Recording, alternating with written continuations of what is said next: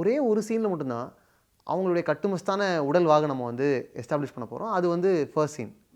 இந்த டெசிஷன் பற்றி சொல்லுங்கள் அண்ட் அதுக்கு அவங்க ரெடியானதை பற்றி சொல்லுங்கள். அந்த ஃபர்ஸ்ட் சீன் தான் most of the times especially இந்த படத்தில் வந்து அந்த ஃபர்ஸ்ட் சீனில் நிறைய விஷயங்களை ஆடியன்ஸ் மைண்டுக்கு நல்லா பதிகிற மாதிரி பண்ணிடணுங்கிறதுக்காக பண்ணது அது. ஸோ இவர் தான் இந்த ரோல் ப்ளே பண்ணுறாரு.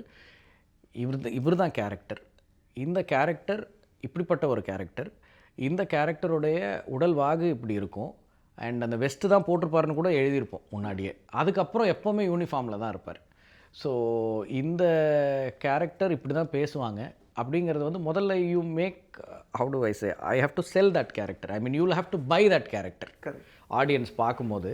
ஸோ அதுக்கான ஒரு கான்ஷியஸான இது தான். அண்ட் இப்போ இருக்கிற ஆடியன்ஸ் வந்து ரொம்ப ரொம்ப ஆடியன்ஸோட மைண்டும் சரி, மீடியமோட பவரும் சரி அப்படி இருக்குது. அதாவது you show something only once, if it is impactful then it will carry through out the film. அது போதுமானதாக இருக்குது. ஸோ அதுக்கான ஒரு சீன் தான் அது. அண்ட் அதில் வந்து கண்டிப்பாக அந்த விஷுவல் மறக்காதுன்னு எனக்கு அந்த பிளட்டு அதெல்லாம் போட்டு நம்ம அந்த மாதிரி அந்த ஒரு introduction கொடுக்கும்பொழுது he will also have a lot to play in that scene.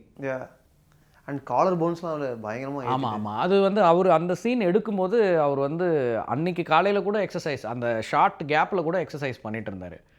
அந்த இதுக்கு நம்ம கேமரா வச்சு ரிஹர்சல்லாம் பண்ணிவிட்டு, ஏன்னா ரிஹர்சல் அப்போது சிவகார்த்திகேயன் இல்லை. ஸோ நம்ம மற்ற ஆக்டர்ஸ் எல்லாரையும் வச்சு ரிஹர்ஸ் பண்ணிட்டோம். அவர் வந்து அப்போ தான் அவர் வந்தோன்னே வேறு ஒரு ரிஹர்சல், அந்த ஏற்கனவே ரிஹர்ஸ் பண்ணவங்களோட அவரையும் வச்சு ரிஹர்ஸ் பண்ணோம். அப்போ ரிஹர்ஸ் பண்ணிவிட்டு ஷார்ட் எடுக்க போகிறோன்ற கேப்பில் வந்து அப்போ வந்து அவரும் அவரோட ட்ரெயினரும் வந்து அந்த டம்பெல்ஸ் எல்லாம் கொண்டு வந்து அங்கே ஒரு தடவை ஒர்க் அவுட் பண்ணிவிட்டு அப்புறம் தான் வந்து உள்ளே வருவாங்க.